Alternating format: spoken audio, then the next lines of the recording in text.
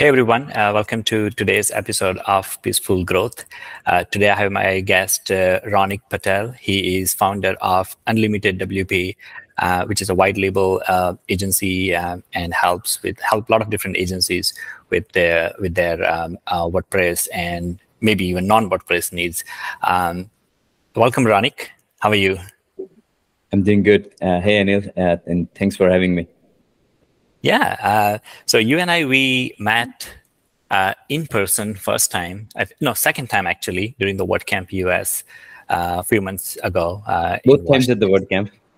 Yeah, and the first time was also a WordCamp. It was WordCamp Ahmedabad, right? Yes. Great. Yeah. No, I love actually our last meeting. We had a chance to talk about a lot of things, especially like agencies, how our agencies are doing, but also a bunch of cool things that you are doing. And when I came back and was making a list of like who should I invite on this podcast as a guest, you are on my list because you have an entrepreneurship experience, plus also you have this other side where you have also been buying and acquiring business. And so I was like, yeah, you should be on the pod and we should definitely have you here. And I really appreciate that you agreed to that and you're here with us today and sharing your insights and knowledge. Yes, I'm excited to be here and share some of the journeys and things that I've learned along the way. Yeah. Yeah. How about we start with your journey, Ronik? Like, tell us a little bit about how you get started, how UnlimitedWP got started, anything that you would like to add there. So I've been in the business for 8+ years now, and I worked on small and big web projects and web products projects for over the time. And I, like everyone else, I was on search for growth.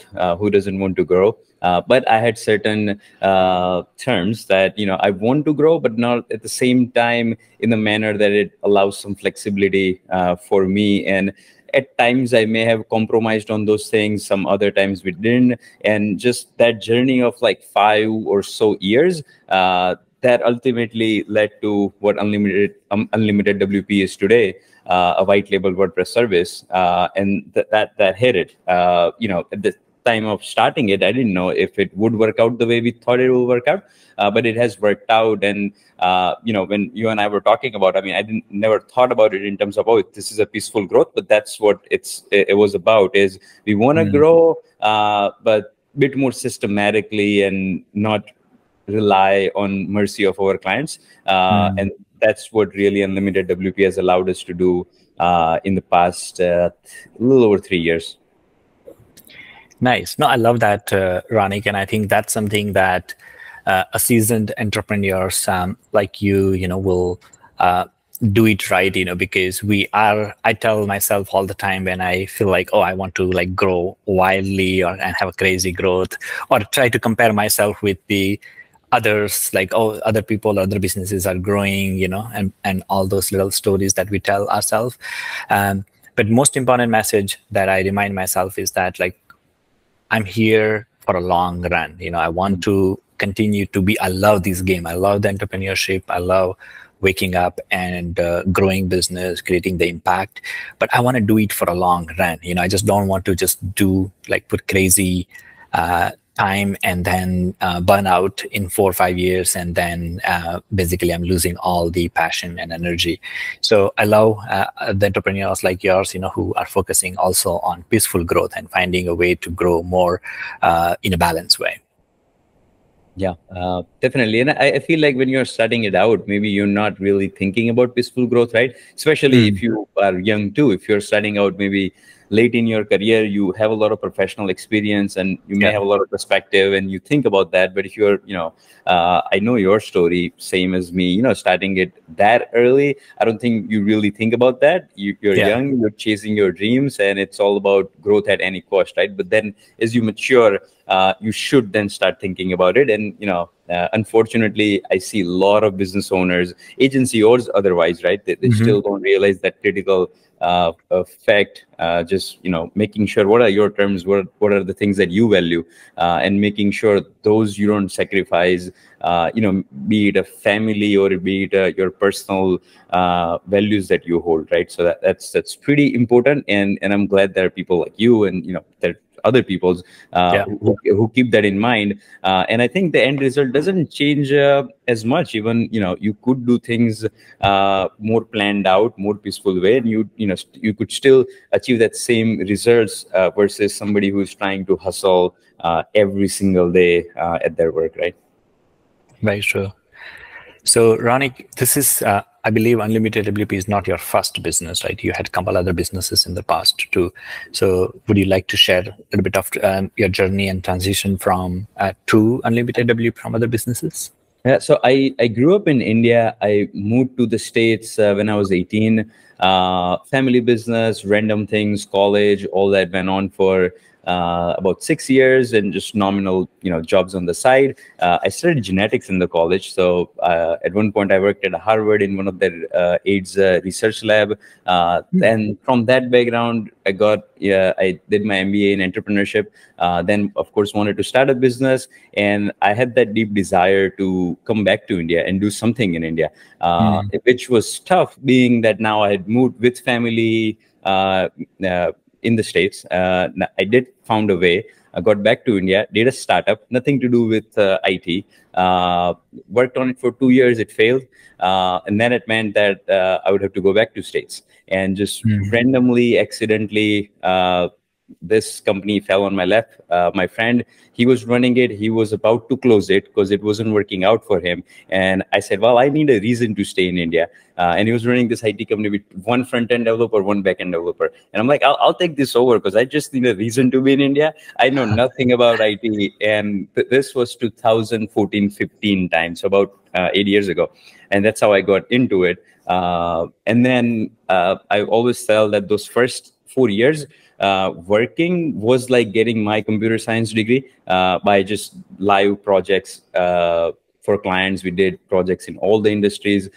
We actually, all those 4 years, we were in loss. We did not make money, even though we did tons and tons of those projects at, those freelancers that take projects for $10 an hour. We were those guys initially, like starting it out. But just first, or maybe at the end of the second year, I'm like, okay, now I done entrepreneurship. So I'm like, I understand the game. I don't want to, I see a lot of other local agencies, and you know how the local dynamics are in India. I'm like, no, this is not the way. And it seemed when I was talking to people like this is the way to grow. And I'm like, I don't think so. And now that I know enough, I want to carve my own path in here. I'm not going to bend to the sort of the norms that I was seeing it around. Luckily, I did move back to the US, so I was not in that environment. And then I realized that as an agency business or any business, reoccurring revenue is everything. If you want a sustainable growth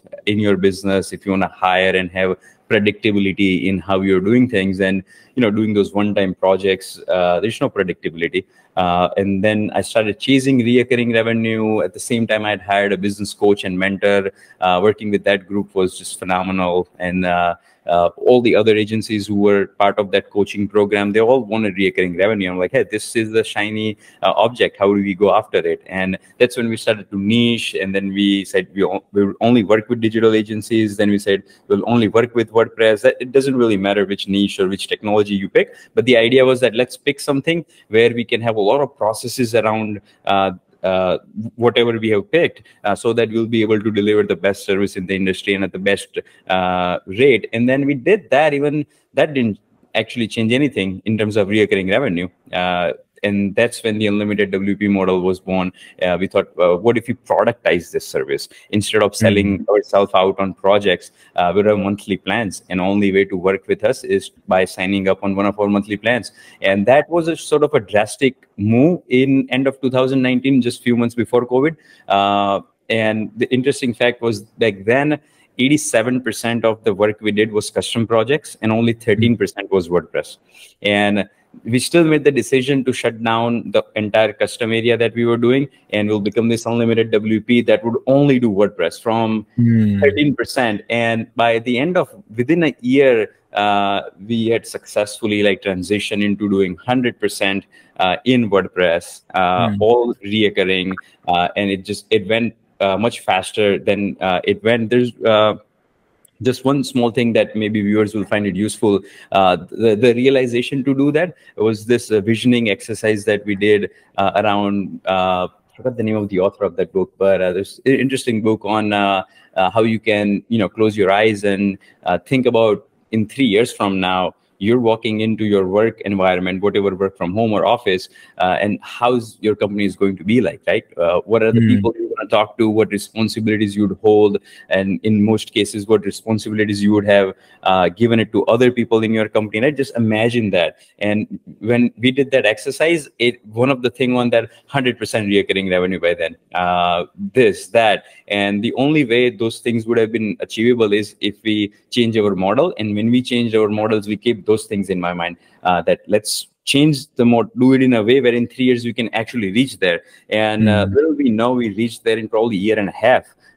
We had that, right? And that was a shocking thing to do it. Even now, when I meet other agency owners and just other businesses, and I tell them about our model and how successful we have been. We went from like 15 people in house to over 100 people now. We're about 110 now, and that's all been possible because of the model that we had, sticking to that model, right? And predictable revenue, being more at peace with what we are doing, right? So, yeah. No, I love that story, Ronik, and the well done, and congratulations to you on your courage to kind of like take that big bold move from when your WordPress total WordPress revenue is just less than 30%, but still you decided that you want to focus only on WordPress, and also changing the business model. And I think that's where I see that a point, a turning point for a lot of entrepreneurs, successful entrepreneurs, has been where we start with whatever the traditional model, a prominent model is in the industry, like freelancing and custom projects and a bunch of other stuff. But then there is a one point in your journey where you realize that, that now I know what I want to do, and I also have this principles that I remind myself that when you are starting something new, act first and think later. But when you are trying to scale or grow, then think first and act later. So basically, it's like when you're in the beginning, that you don't have that much to lose, so don't procrastinate, just start taking actions. And along the way, you will find your passion, you will find your ikigai, you will find your, what's calling for you. And then, you will have time to kind of like focus and channelize your energy in the one thing. And it feels like, after doing multiple different businesses, and there was a point in 2019 where you mentioned that that's where I think you realized that, this is what I want to do. I want to focus on WordPress, and I want to focus on productizing my services. Yes, definitely. And, just as you were saying that, just quickly reflecting, definitely I do a lot more thinking than the actions nowadays, because there's in a way, there's a data, right? There's something to think about, and you have experience. So I agree with that. Yeah. And Multidos also went through the similar transition, I think, around the same time, actually, 2019, 2018, where since 2009 to 2018, for the 9 years, 10 years, we were like a digital shop, and we were offering basically everything and under the sky, like whatever you name the CMS or technology that you want, where you need help with, we would actually try to, fulfill that. But yeah, I kind of like also, I mean, not just me, but my business partner and I, we kind of started thinking about that, like, hey, it has been 9 years. We have been running this business. It has been fun. But like what you mentioned, like what we want to do 10 years later, 5 years later, how we want to run the business. And I think that was the point where we realized that, all right, now we want to, from generalize a shop to more specialized shop. So specialization is something that we foresee as more as an option for a peaceful growth, because for example, in India, right, or like especially in Ahmedabad, there are so many hospitals, like general hospitals and civil hospitals and public hospitals. But like when we see that when somebody has a problem with the eye, they try to contact an eye specialist. They will not go to a general hospital, So that's kind of like thing is that, like, we were thinking like if we want to, like, focus as like a general hospital, then we need to have all this like cancer department and these department, like these huge buildings. I was like, do we really want that stress, or we just still want to help, our clients and customer, but instead of trying to do everything, we just specialize in one area and do it really, really well. And that's something, the path that, we also chose in Multidots around that time. Yeah. The way, like, when we have team members, they're like, why do we just do this? Why can't we do this? At my past company, they used to do this. And I always give them this example that imagine I send you to hire a photographer and you have two resumes. One guy has a 12-year of experience photographing, and he has done wedding shoots and parties and some cars, horse photo shootings, whatever. And there's another candidate, he's only been been doing photo shoot for 2 years, but that's only for the cars. And the job we have at the hand is we have to do a photo shoot for a car. Who would you hire? Right? And it's like, I'll hire with that guy with the 2 years. Well, why not the 12-year guy, right? It's just because that 2 years of experience, but being specialist is what the market will value. And that's what we want to be. We want to be specialists because, market will reward you for that. Yeah. I love that example. Yeah, I think that's a very beautiful way to emphasize the point on, how, I mean, as a customer, like in every in our day-to-day life, we pick, our vendors, service providers, and the offerings based on the specialty. That's how we actually pick, and that's how we should think. Like, our customer will also going to find us and trust on us, knowing that like we specialize in this particular type of problems or business. Yeah. And it genuinely makes you better, right? Just by focusing on that everyday challenges you're facing is around whatever your specialization area is, right? And you're just getting better and better at it. So it's not just saying it, it just naturally makes you better at it. Absolutely. So Ronik, let's talk about Unlimited WP. How big is right now? You mentioned about 100 and 110 employees. Do you want to share any other things, for example, revenue or customers, or something that help us understand how big Unlimited WP is? So we have helped like over 150-ish agencies. The revenues are in 7 figures now, a low 7 figures, but in 7 figures. So sort of achieved those initial milestones. That's recurring revenue, right? Most of them. Yes. Overall, things are good. Maybe this year was slower compared to the last year, and that's been hearing on your previous podcast too. That's sort of been, but still we grew this year too. We moved into new office and just working out day-to-day challenges that are usually around growth, scaling the operations, scaling the marketing. But it's sort of a fun journey. I would say overall. I moved back to India for about 2 years now. So I was back in the States for like 5 years again. And then I got back to India. So I'm kind of living my dream life at the moment. And you are in Ahmedabad, right? Yes, I am. Yes. Makes sense. Right. So, let's quickly talk about, you said that with Unlimited WP, you help agencies, we provide white label WordPress development services. What kind of service, like when it comes to the clients, like you said agency is your client, but if you can tell more about what is that situation where Unlimited WP will be a great fit for agencies? Like, what are those situations where Unlimited WP can help agencies? Yeah. Like there are agencies that are technical enough where they can do development themselves. In those cases, they're just looking for extended ability within their team.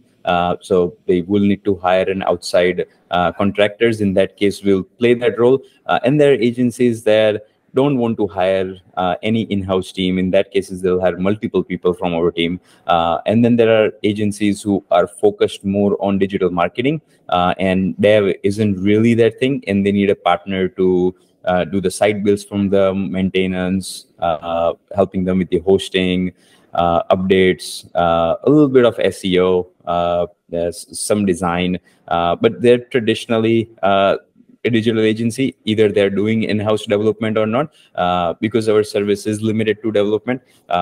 So yeah, in terms of size, they could be anywhere from a single person to the biggest one we they have like in-house staff of 200. So that's probably the biggest one, and there are multiple that are just single person agency. Okay. And do you only offer development services, or you also offer design, marketing, content, any other services? We do design, PPC, SEO, but those are not the core services. WordPress development is the only core services. But if it's the case where you only have a one-off project where you needed some PPC help, we won't make you find another vendor. We'll help you out in that case. But if you have 100 clients where you want us to do PPC for them, like, that's not the area we want to get into it, because we don't have detailed SOPs for it, or we don't have a defined processes for it. With WordPress, we have processes for a lot of things. I wouldn't say everything, but for a lots of different areas and scenarios, we have known processes to follow. That's why we don't at the moment, we're not too big on offering those services, but we have our in-house staff. And it started out like I had my own SEO team for our own business. I had my own PPC people for our own PPC. And then if the client is like, can you help out? And we're like, okay, that's fine. You know, it's okay if we can, as long as this doesn't become our core service. In that situations, we do design, SEO, PPC, Shopify, and a rare instances. We do those things, but the core is WordPress. Right. Yeah, it's like a Starbucks model, right? Where like people go to Starbucks or coffee shop for coffee, but then it's like, hey, do you have a water bottle, or do you have cookies, or do you have maybe a sandwich? It's like, yeah, we also have, like, you know, we do have that, but we are not a sandwich shop. We are a coffee shop, right? Yeah, exactly. Yeah, exactly. Yeah, great. So the next question, Ronik, I have is, let's say, please tell me a little bit more about your service model. So let's say multi-dots, for example. We are at this moment, we are looking for a couple of, you know, the expertise like Elementor, or like someone who's really good at Elementor, but we don't need someone full time. We just need for a very specific time period. So what are those some different ways where multi-dots can work with you, or hire some of your Elementor experts? Yeah. So the way, when we speak about traditional way of white label or outsourcing is you're hiring another agency, and traditional way you used to work is you have some work, you reach out to them and say, hey, I have this work, can you give me a quote for it? That's how we started too back in 2018 initially, and then we'll quote them. And then we had a little over 10 plus partners, and then it started to become a nightmare where I have multiple emails in the inbox where people want to, hey, I need this, I need that, can you give me a quote? Can you give me a quote? And there are timesheets to manage and quote, and things go out of scope, and hours and billing. And one of the we started thinking, how can we get rid of all of this? This is not achieving any mission for neither for us or for the client. They just want the work done. And that's when in the model we said, well, what if we just give them the dedicated person? Now, that was nothing new. This agencies for ages have been giving out dedicated developer to your team. But as you mentioned, like maybe it's probably not a reoccurring need for you. You need the help right now. Once that project is done, you may not need that help. So we found a way in between where we said, well, let's do this. Let's split that dedicated person into half. So you can get a 4 hours a day help. And then we said, let's split that even into half. So you can get 2 hours a day help. And that's the minimum. That's a starter package. So when we reach out to agencies, we say, if you need somebody at least for 2 hours a day, then we can help. If you just need like once a month help, we are not the right fit for you. Then when you have a 2 hours a day plan with us, you're paying a fixed monthly price. We onboard you on our project management system, or we'll come on your project management system, and you'll just assign us the task. And every day we'll work Monday to Friday for 2 hours. And at the end of the day, you get an update on what we did with those 2 hours. outside of that, we don't do any time tracking. We're not going to give you monthly sheets or every day, just like in your in-house person will report to you what did they do for you that day. So you can judge every day based on what delivery you are getting. Now, if you get busy and you need more help, you can upgrade to 4-hour plan or 8-hour plan or 12-hour. There's no upper limit. And the beauty of the model is you can upgrade and downgrade anytime. So if you feel like for next 4 days, I need 16 hours a day, you can upgrade, and after 6 days, just downgrade your plan back to 2 hours. So then you can manage that workload, assuming you at least on minimum have 2 hours per day work for us. Per day work. Then the plan just makes so much sense. And this way, the ultimate price comes down to like very economical price that most agents, even sort of established agencies, would be able to afford it. Even there are freelancers who get busy and then they would hire us. So it's very affordable in that sense. Yeah. So is it your 1 month minimum that like somebody, let's say 2 hours a day, but like what's your minimum in terms of the monthly terms and contracts? The billing is month to month. So minimum is a month. And then you can cancel anytime. There is no long-term contract.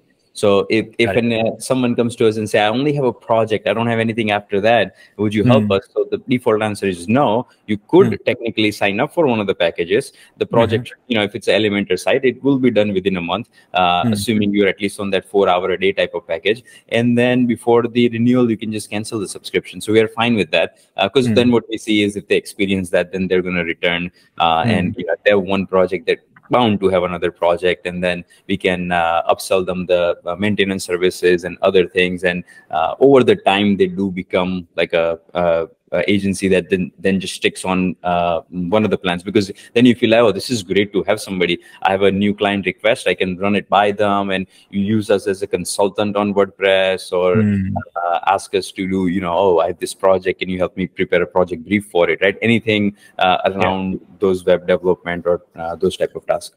No, I love the model, Ronik, and in fact, in Multicollab, right now we are in the situation where we need some help and we don't have enough bandwidth in the house.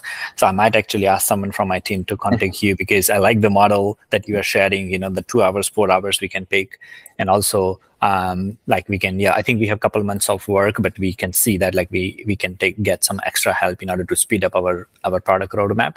And I believe that's how a lot of other agencies or product companies might also be working with you in order to, whenever they have this like bandwidth issues, or when they have a tight deadline or a launch line where they want some extra help, extra resources to kind of like put in the project and get it to the finish line. Yes, definitely. And actually that then makes our churn rate not so good looking, to be honest, is because unlike products where you would expect a higher retention rate, but here there's a lot of folks who do join in just for that, and at the time of sign up they'll tell us that hey, I just need this for 2 months, and we're fine with it. So we know that they're going to churn after 2 months. So the churn doesn't look as sexy, but it's still, compared to just doing it traditional way, compared to that, it's a lot better. The revenue prediction that we generally have at the beginning of the month, given number of agencies, number of plans that are on, we are like usually not more than 10% off than what we predicted. So that sort of works out. When we had started this model, we had discussions like, what if everyone just upgrades and we don't have the resources? Because the resource management is a breeze now, because we can just simply see how many hours we need and how many people we have, so how many more people we need. There's no, it's simple. There's one Google sheet and the operation head can keep track on it easily. But then what we are like, what if you all upgrade? And let me tell you, if anybody's looking to do this, for whatever reason, it's been 3-4 years now, there's always the same number of upgrades and same number of downgrades that we get. So it doesn't really make that big of a difference. And it's also not like, what if everybody downgrades together? That doesn't happen with that. It's more like the insurance too, right? Like in insurance, like, everyone pays a premium, but then it's not that everyone also have the accident at the same time. If one person has an accident, then you can help them. So I think, that's kind of like the law of probability of like, going everyone upgrading, and I think there is always a fine balance. Great. All right. Okay, guys, so if you're interested to check out how Multicollab works and how Multicollab can solve your problems or improve your content publishing workflow, you can go to our website and click on the Try Demo tab in the menu section. Then simply fill out your details, and there you go. Now you have access to the demo environment where you can test all the amazing features that Multicollab has to offer. Now let's switch gears to your some of the recent acquisitions. So in my discussion with you during the WordCamp US, we talked about that you bought WPLift, which is, I believe, WordPress media company, and you also had a couple of other businesses that you bought in the past. So tell us more about what are those businesses that you bought, and what was your motivations to buy it, and some of the whys behind that. Yeah. So after the early success of Unlimited WP, we started having positive cash flow, and you want to reinvest into business to grow it. And WordPress was becoming a space that we wanted to go deeper in it. So it was almost evident that we will get into something that is more to do WordPress, but something we wouldn't have a time ourselves to build it. And that's when I started looking at seeing, what are the things that you could buy for places like FlipWP is a good resource to look for products and services around WordPress.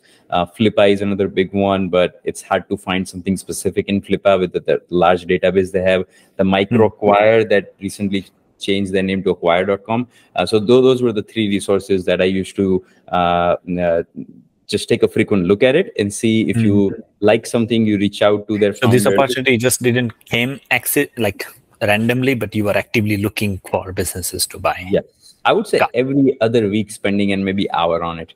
And I probably did that for 6 months, and multiple opportunities. You feel like, oh, this is interesting, and then it doesn't work out. Actually, the very first one was Understrap. Because at our company, we use Understrap as the base theme.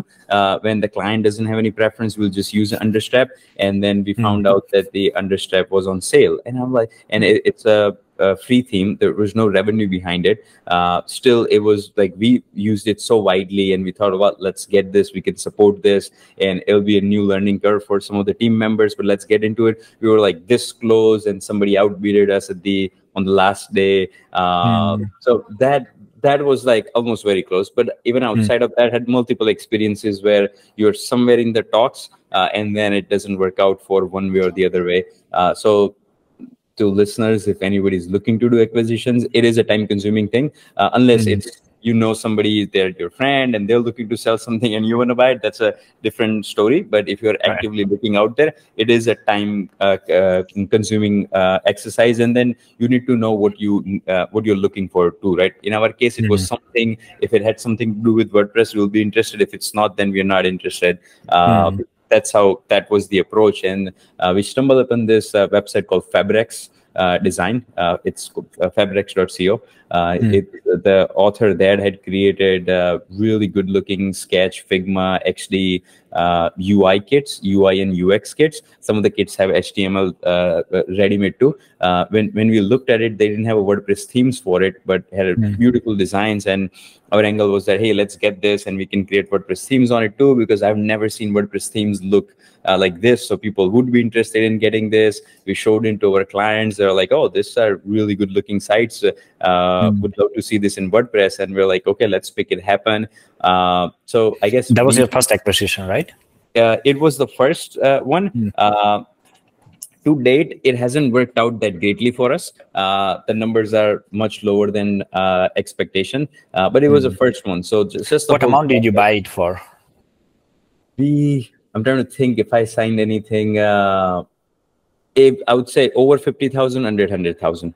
Under 100, yeah, it was in that ballpark range. I'm not sure if I'd signed anything. I'm just trying to know, because like when you're first time buying a business, like that how that experience is, but also like sometimes some people who are buying the business, they like to play a little bit safe, so they will, what you say, like they would like to make the first purchase. They're like, I don't want to spend more than 50,000 because this is my first purchase, right? So that's why I was trying to figure like whether you went and followed that particular route. Yeah, yes, exactly. And I think that number would be different for different people. For me, it was under 100,000 to try it out, test it out, say, and if it doesn't work out, that's fine. Another thing I had mind, like multiple that if the product doesn't do, we could do themes. If that doesn't work, maybe we had some other ideas that we can sell on it. So you have I think multiple angles at it. So if one thing doesn't work out, there's always an option. One of the things I did is, and then we announced it to team that, hey, we're buying this, and I want to see you guys grow too. So the 1% of that business equals to this much money in Indian currency, and I put that offer for team members to see whoever wants to get in with me, so they get experience of putting some money into real business, and they say I like that. Businesses are not always, and 27% of it team owns it. 17 people got into the deal.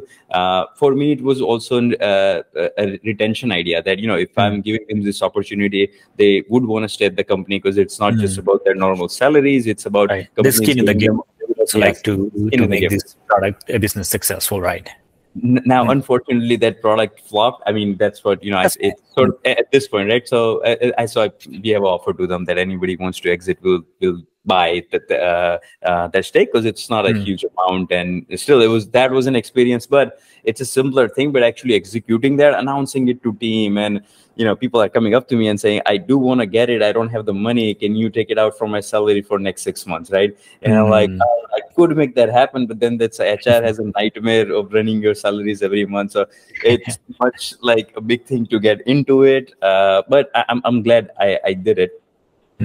That was the first one. We overpaid, maybe due diligence. We didn't look at some of the areas. What is the multiples? Like, did you buy valuation was a profit or a revenue multiple? It was a revenue multiple of 4. Okay, total and revenue. That's where I think, normally speaking, it is fine. But we knew that the red flags, I guess, but just that excitement of getting into the first product, doing it with the team. Right. I knew that I looked at those red flags, and you still go for it, just gut feeling.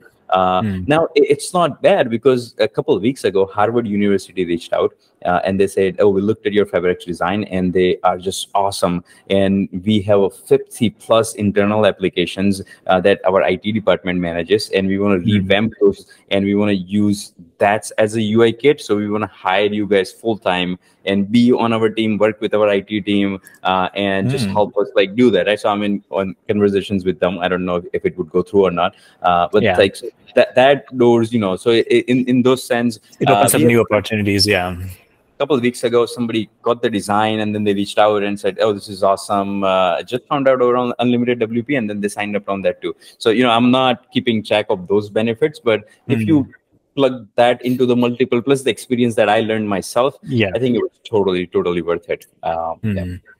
So that was your first acquisition. What was your second? WebinarPress, did you say? No, second one was the WPLift. That was about 2 months after that. That one was that I wasn't really actively looking, because we had just done that first one and hadn't really, started working on it in the way we should have. And I should add this, around that same time, I was observing other people who were doing acquisitions and just seeing how they're dealing with it. And one thing I learned that we lacked at is some of these people in the same WordPress industry, you're buying it and you have your go-to strategy, your, press releases are out next day, your 5 blogs are pre-written on it. We didn't do any of that, and that was a learning lesson. Then if you want that hype created around it, just launching it all immediately, we were not prepared for it at all. And I had those things in mind. Oh, we can do it. And then the WPLift was, we weren't ready to buy it. We wanted to, I was actively looking for media properties, but that timing wasn't the right. But then at the same time, we thought, what are the chances then when we will feel ready, there will be a media company of this size that would be available, right? So it was a more timing thing, that it's okay, let's get it, even though we don't have any resources right now to work on it. So let's buy it for a year later. So that it was a little over a year ago now. And we're still trying to find some, our grooves around. We operated the way it was being operated before, but we haven't done really anything that we really wanted to do it. We have started doing redesign last month. So that was the first thing we wanted to do, and now we're doing it after a year. So we're late on doing a lot of the things. But in terms of the revenues, there the multiple was 3.5. That's a public thing actually, so I can say it. We bought it for $160,000. The traffic was declining, which we already. So 3.5x of revenue or profit? Of revenue. For revenue, okay. It's an interesting, because we wanted the media properties, because when we bought the Fabrx, we had plans that we'll buy other products. We may build those in-house, like plugins in WordPress space, or we buy it. We need a media property in a way, like a site bulky model, where you have a media property to promote your products. Right. Down the line, so we were like, it would always be nice to have a media property, and that's what I was going to ask. Like, what was your motivation to buy WPLift? Where you're thinking about that might become your lead generation channel in the future, or like how are you planning to turn it? Yeah. And again, that had a few different angles, because you're buying it, you're nervous, so you're looking for more angles. So you're like, if that doesn't work out, I have this too. So if we can't product that we can help sell the products that we buy, or quote Unlimited WP service. If it helps sells that, if it helps creates authority in the market, then we had another angle which we still want to do. Is you're looking at the WordPress space where I don't have the numbers. I don't think anybody would have numbers, but like the amount of Indian developers that work on WordPress, just because of the size in India, maybe it's probably the highest number of people, right? But there is, in terms of representation in the community, it's far less. So our idea behind that was that we can use that as a platform to give a voice to the development community that is in India. That we still want to do. In some ways we had some ideas around that, so there was always different angles, and there was a lot of surprises as we bought it. We were like, oh, we didn't know it has such a huge audience for this. Like, okay, we could monetize that too. So there's always a multiple, but again, it's has been a time thing, because Unlimited WP has been our main focus. So these acquisitions, we are doing it, but we don't work on it as like, oh, let's forget about Unlimited WP, but work on it. No, Unlimited WP still gets the priority, because that's a more multi-million business than worrying about 100 or 200,000 product, right? So we do want to build those, but they don't get the first priority always. So Lift has been awesome in that the way. Just got confirmed today, and the advantages is WordCamp Asia team reached out to us last week, and they said, do you want to be our media partner? Right now, that's a great opportunity. Then I said, yes, we'll love to interview some speakers and talk and be a media partner. Right now, those opportunities wouldn't come to us, and that exposure that the team is getting because of that, we wouldn't get that if we had not done that acquisition. So not just pure monetary terms, it's been an okayish product. We haven't lost money on it. It actually nicely break even and just a slight profit on it. Not enough to recoup the investment at the moment, but the other side benefits have been enough to justify the purchase. Makes sense. Any big lessons from that deal? Like the due diligence and the whole process, anything that you learned from that? Like, oh, if you, in the next deal, probably you will not repeat those things, or do you, anything? Overpaid, maybe all the buyers think that, but like overpaid, that should not have paid that much. I mean, not by a large factor, but if it was like 30 grand, maybe less, would have been appropriate to. But outside of that, the due diligence process actually was much quicker. The agreements from the first purchase, I had worked on it, so that was the beauty. It moved much faster because I'd just done it once 3 months before. So like taking all the information over now.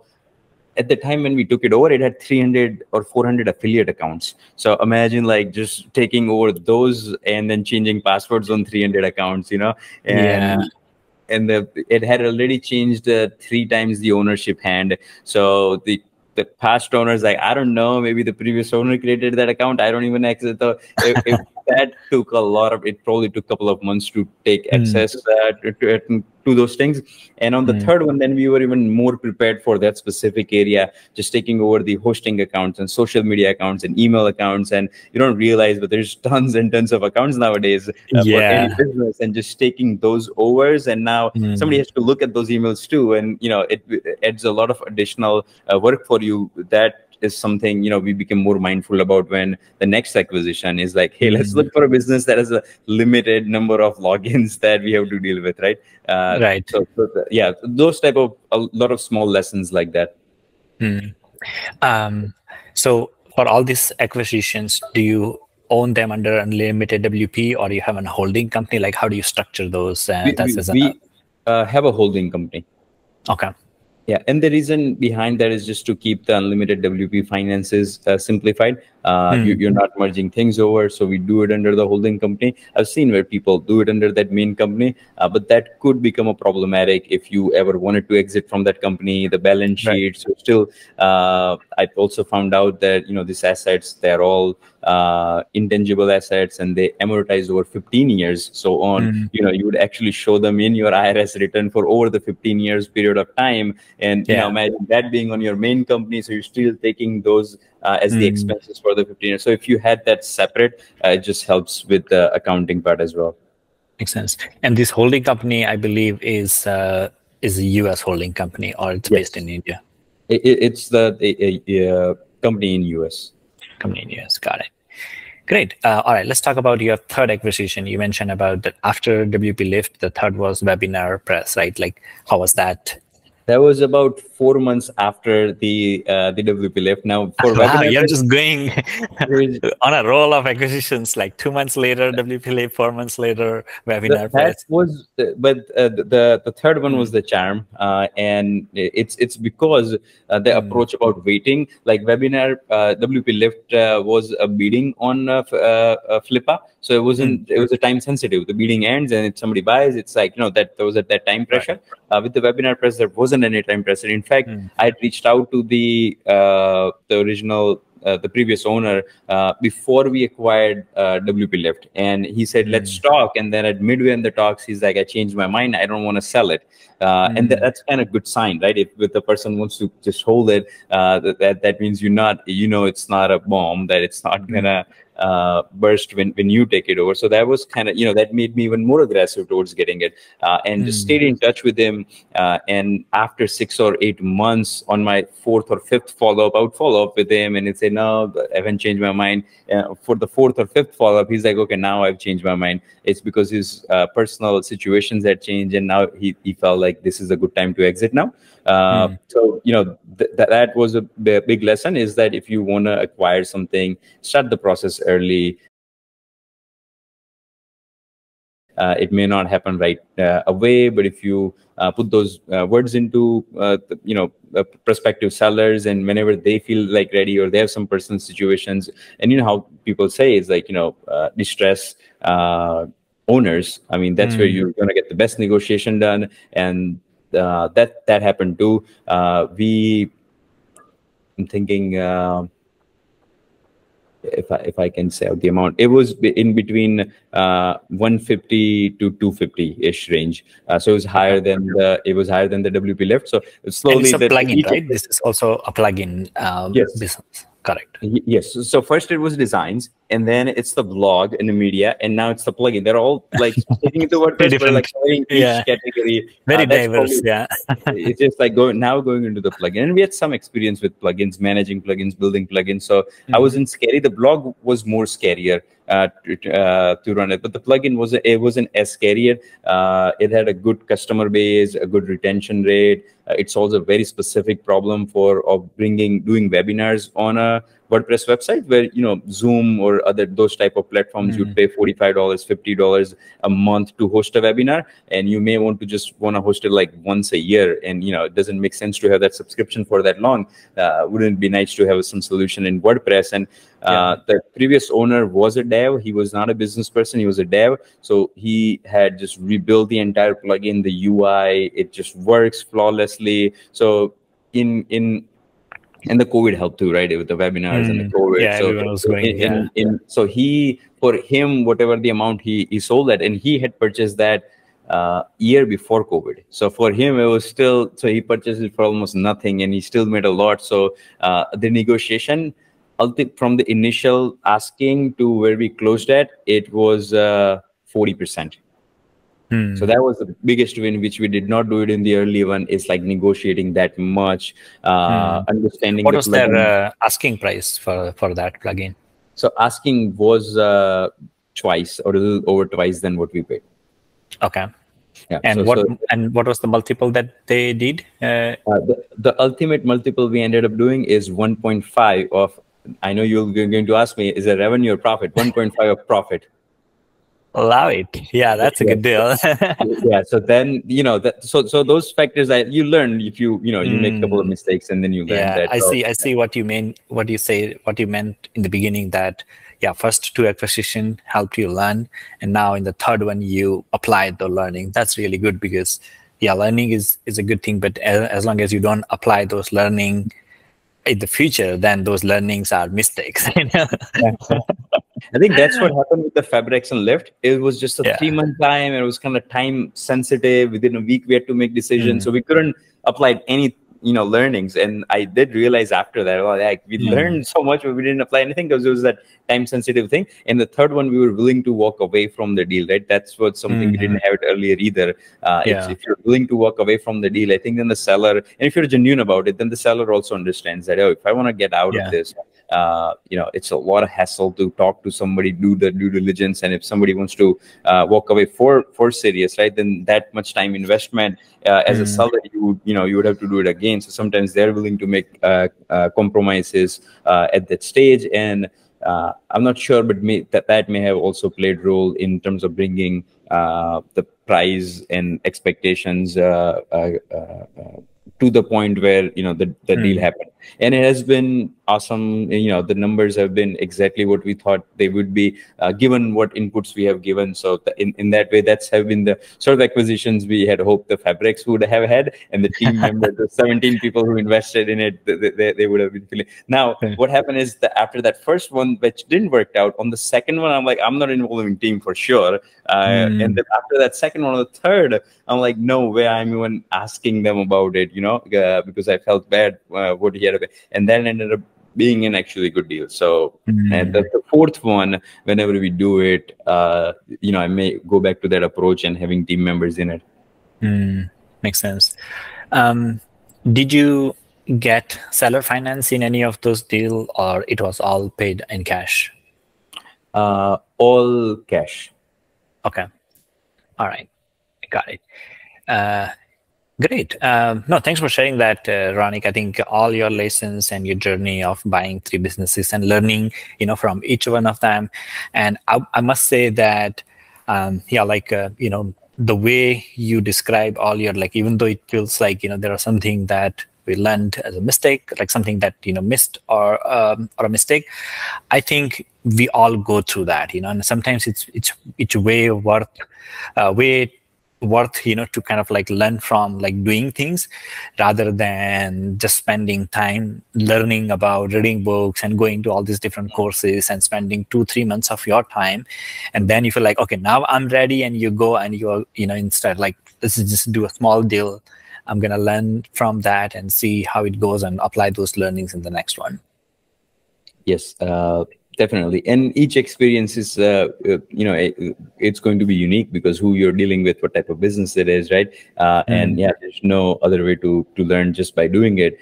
Maybe doing a smaller one at first to see how you feel about, you at least know all the steps that are involved, and you can be more prepared about those steps. But at the third one, the preparing the agreement, the handover, all that happened within, once the price and things were decided, all happened within 3 days, because had the templates, had the this is how exactly even in the team, people knew, it's the time for acquisition. So different people knew, I will be in charge of the emails. I know I'll be in, so it was much easier to transition that into our working environment too. Makes sense. Did you have any lawyers involved from your side or the seller's side, or it was all just happened between the 2 owners? Lawyers were involved, but very briefly, just making sure that the agreements and the purchase asset and those things, and just running it by your CA and making sure it makes sense to them. One thing I should mention is in all the three cases, it was an asset purchase rather than the buying out the company itself. Because if it was a company, it gets much more complicated. The way I learned it is, so I haven't done that. I still have to learn, because that would be a totally different things when you are merging two balance sheets of two different companies and their liabilities, and that's when you would need I think definitely you need lawyers, and the CAs involved much more than, because for us it was a simple asset purchase agreement rather than the company purchase. Yeah, and I think that's really good part of the deal, because buying an assets I think is much more simpler than buying a company, because that's where I think a lot of complexities gets in. So I'm glad that you picked the route of the buying through the assets. But yes. What about the payment? So did you guys use any sort of escrows or anything, because in this process, because that's kind of like another point as well, like, transferring this big amount of money, whether, so was any escrow did you use, or like, how does that happen? Yes, in all three instances, we used escrow. It was first time using it, but it actually is very straightforward. Though I think the way the escrow works, I think this, because once you create that deal and the email goes out, I think the seller still has a more fear than the buyer, because I think the way it's in the escrow is I would put money in escrow and the seller will hand over things to me. And if I say I didn't receive those things, right, then that becomes a dispute. So, and as long as you receive, then you say you can release that money. So as a buyer, it's more, it's great, but I guess for a seller, it's like, oh, money, I still don't have money, and you're asking me, the asset doesn't go into the escrow, asset just goes to the buyer, right? And then if the buyer says I didn't got those assets, that could get complicated. But as a buyer, the escrow is like no-brainer. Makes sense. Makes sense. No, thanks, Ronik. Thanks for sharing all of that. I know that I'm sure like there will be a lot of other learnings and lessons, but it would be hard to pack everything in this one episode. But everything that you have shared so far, I think it is a gold, super valuable for anyone who is going through this journey of buying businesses, or also, thinking about maybe buying or selling businesses in the future. They can learn from everything that you have shared. Last questions, and that's when we will kind of like slowly get wrapping this up. Last question is, we are end of the year of 2023 almost, it's end of the November, and 2024 is next year. My question is, do you have any process of like, planning and reflecting on this current year? And a lot of people have entrepreneurs that do this practice like on a personal ground or on a business ground. They kind of like do the review or reflection on how the year has been and then plan the next year. Do you have any process or anything like that around that? Yes, it's a very simple one, which not just at the end of the year, I even do it at the mid-year, just a Notion doc and putting down your thoughts, what great things have happened this year, what you thought at the start of the year you would achieve that, and how you diverted from those focus. Has that led into anything more positive, maybe even, right, or not? And what moving forward can you do? Also, we get very busy just then setting up the goals for the next year. We're doing the OKR now in the company, so everybody have their objectives and key results defined for this 90 days, and just looking at those, reviewing it for the next year. But for me, it doesn't take much effort to see the reflection. As just the day-to-day, I'm feeling things, I'm hearing things. So always like know what we are doing for the next maybe 1, 2, or 3 years. Like we are very clear about what's happening next. So it doesn't have to really stop. We'll just like, let's keep doing, it doesn't have to be basically what I'm trying to say, end of the year for reflection. Just reflections are happening at random times. There was one couple of months ago, and then, AI and the FOMO of being out of it. So we hired our 2 first machine learning developers. They're joining next month, where we'll start playing around and tinkering around, maybe building something in WordPress with machine learning and AI, right? So that decision was then, and now just like rolling the dice and just making sure. But when I feel like lost or, oh, this is happening, and then that's when I would take a pause regardless of the time of the year, and let's just reflect on what's going on, prioritize your goals, objectives you have, and then you start again. Nice. No, I love that. And I have a quarterly system, so every 3 months, both my personal and business, we kind of like review that. So business, I don't normally do with all my leadership team. So we'll like get together, maybe in person or virtually, but we'll kind of review the last quarter and try to see where we want to go in the next 3 months and what are some of the things we want to avoid or focus on. Personally, I do a monthly. So monthly, I have like basic some reflection questions. Those are some prompts that's helped me. It's like, if this was my last month, then would I be happy with everything that I did in this month? So that kind of questions helps me think like, oh yeah, that's interesting. That like, no, I wouldn't like if this would have been my last month, I would have done it something differently. So it kind of like opens up like a very different way of thinking and looking at your past.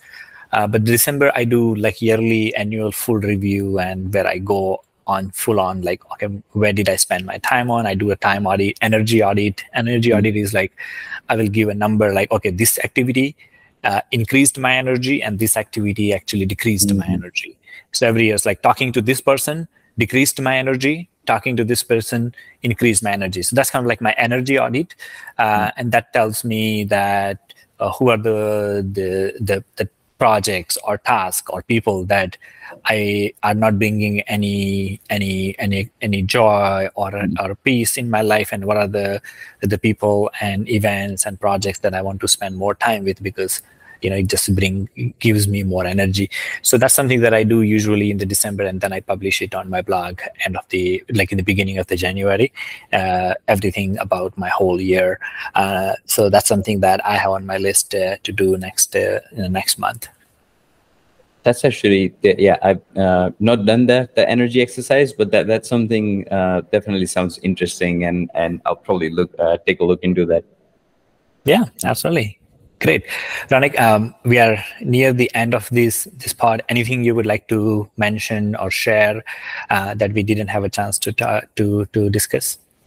No, I think we covered the journey, the productizing, and why productizing service can be a great fit for many businesses, and then some lessons on some messy acquisitions and some good acquisitions that we have done. So I hope the listeners found some value in it. I don't myself do a blogging to put these thoughts out, but if any of the listeners want to know more about any of these things, you could reach out to me on LinkedIn.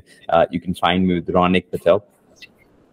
All right. We'll put all your contact details, your socials, and your website and business websites and all in our show notes, so that they can easily find and connect with you.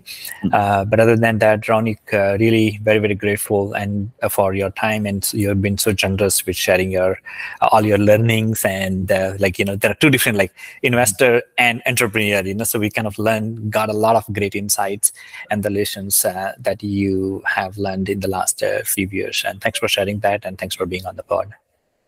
Thank you, Anil, for having me. Great. All right. So with that, we are ready to wrap up here.